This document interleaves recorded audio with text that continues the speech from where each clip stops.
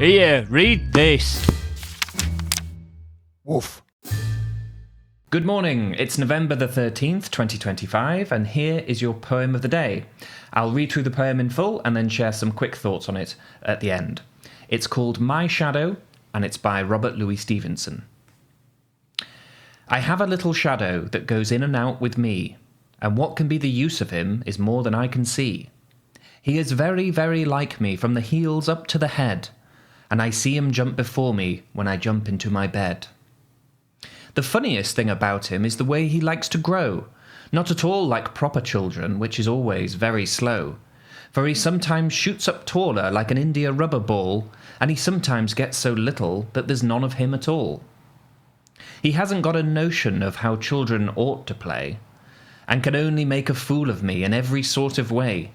He stays so close behind me, he's a coward, you can see. I'd think shame to stick to nursie as that shadow sticks to me. One morning, very early, before the sun was up, I rose and found the shining dew on every buttercup. But my lazy little shadow, like an arrant sleepy head, had stayed at home behind me and was fast asleep instead. So, the reason I picked a Stevenson poem to talk about today is it's November the 13th, RLS Day. It's his birthday.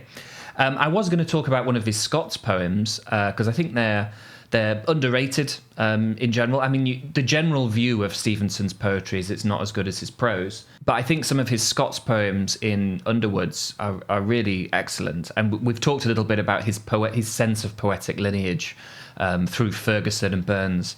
But I'll have to save those for another day. I think this one was just too tempting. So this one, My Shadow, is in English, like most of his poetry, and it's found in his most famous collection, A Child's Garden of Verses. Actually, a long time ago, I did a podcast on one of the other poems in this collection, The Land of Counterpane, and like that poem, here we have a child's voice fringed with a sense of adult awareness and nostalgia. So you have this Martianism of a child understanding the behaviour of his shadow as if they reveal the gifts of an unusual friend. And then around that, sort of on the periphery of that, you have a sense of the nostalgic adult standing over the page, joining the sense of the unsubstantial liveliness of a shadow with the vivid potential and brevity of childhood. For he sometimes shoots up taller like an India rubber ball, and he sometimes gets so little that there's none of him at all.